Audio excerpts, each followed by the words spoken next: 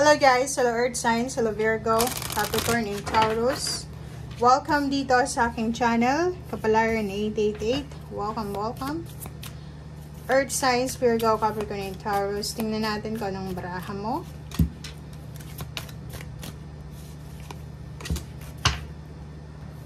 Okay.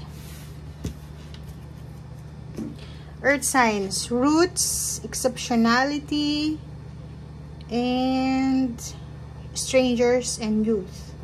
Okay, Earth Signs, Virgo, Capricorn, and Taurus. Nakikita natin dito guys na may ginagawa ka sa ngayon or posibleng may paparating sa'yo na victory and success. 'Di ba? May victory and success dito or yung parang yung mga sacrifices mo, yung mga responsibilidad na ginawa mo from your past and current situation ay malapit na siyang magbunga, 'di ba? Yung parang may ginagawa ka, may plano ka, may goals ka na posibleng malapit nang ma-achieve. Kaso lang, sa araw na ito mag-iingat ka kasi posibleng may dalawang tao dito na pag-uusapan ka, 'di ba? Parang i-chismis ka or posibleng pag-uusapan nila na hindi mo deserve yung ganitong blessings or hindi mo deserve yung ganyan-ganito. And ang dalawang ito is ginagawa nila yan kasi naiinggit sila sa'yo. Okay? Next card natin is roots. Sinasabi ng barahan na kung sino man ito na mga taong ito na pinag-uusapan ka or chinichismis ka, malapit lang sila sa'yo. 'Di ba? Pwedeng kamag-anak mo sila or kilala ng pamilya mo or kung sino man sila na hindi nila matanggap na makukuha mo na yung success, makukuha mo na yung recognition, yung rewards, awards, or kung ano pa man. 34, sa araw na ito, pwedeng makatagpo ka ng isang tao na hindi mo kilala, pwedeng matulungan ka niya sa kung ano man to na kailangan mo ng tulong. Or pwedeng ikaw, may isang tao na matutulungan mo sa araw na ito na hindi mo kilala. Number 1, new beginning siya. So, sinasabi ng baraha sa'yo dito na maraming magsisimula sa buhay mo sa araw na ito or maraming new beginnings na posibleng mangyayari sa buhay mo. Okay.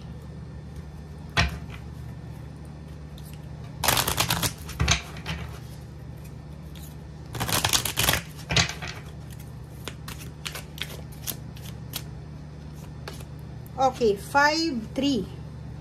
Oh, yun 'di ba? So kung makikita mo yung number 5 na to, yung foundation mo.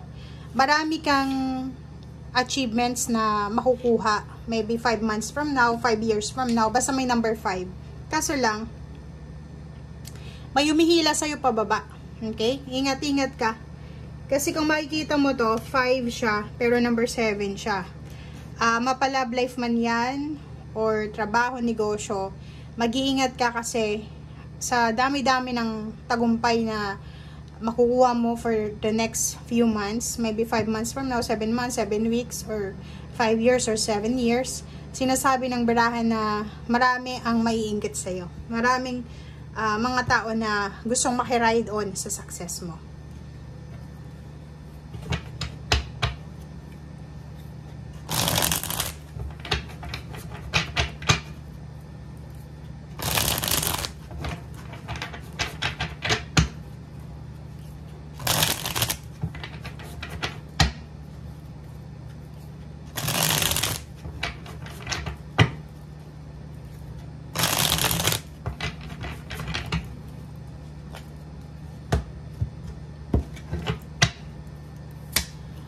Okay, wow. 9 of Cups, yun. Nakikita natin dito na may posible kayong celebration na isi-celebrate for the next few months. Or pwedeng next month, or 2 months from now, 3 months from now. And especially yung mga Taurus na magbe-birthday na. Siguro may mga pinaplano kayong celebration or kano pa man. King of Wands, nakikita natin dito yung ayun, yung trinabaho mo ba, okay? Kung ano man tong trinabaho mo, kung ano man itong ginagawa mo, or yung pinagpapaguran mo, sinasakripisyo mo, or ano man tong ginagawa mo sa ngayon or ginawa mo na sa past, posibleng makukuha mo yung satisfaction, makukuha mo yung emotional satisfaction or positive result. Okay?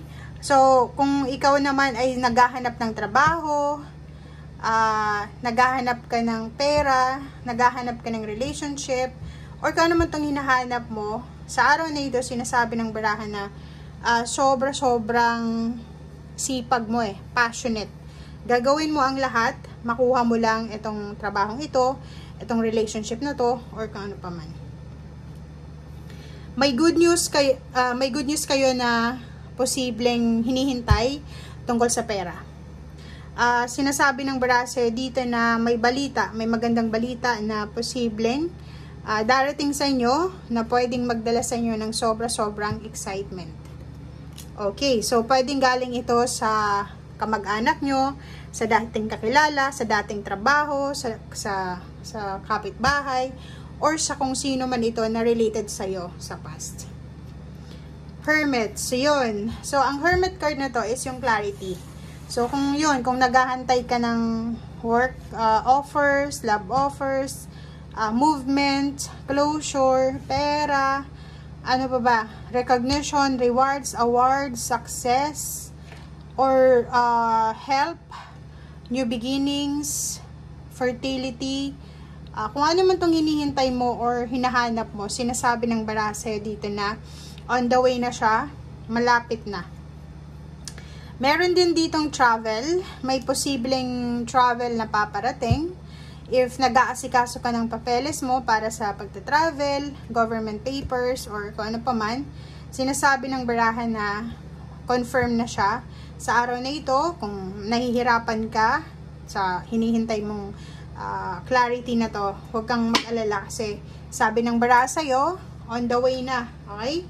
On the way na yung hinihintay mo na result. So, kung travel result yan, malapit na.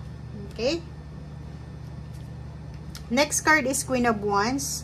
Freedom din. So, if ever man yung iba sa inyo dyan is sa OFW kayo, pauwi ng Pilipinas, meron na kayong meron ng specific date para sa inyong pag-uwi. Or nakikita natin dito na malapit na yung selebrasyon, malapit na yung pag-apaw ng cups mo. So, excited. Sobra-sobra yung excitement na mararamdaman nyo sa araw na ito. Parang hindi kayo mapakali Sobra kayong excited. Sobra kayong, tawag dito, yun yung ina-anticipate nyo Yun yung pinagpipray nyo, trinabaho nyo. And ngayon, naghihintay na lang kayo. Siguro mga 1 month, 2 months, or 3 months. Okay, so thank you for watching and see you again. Bye!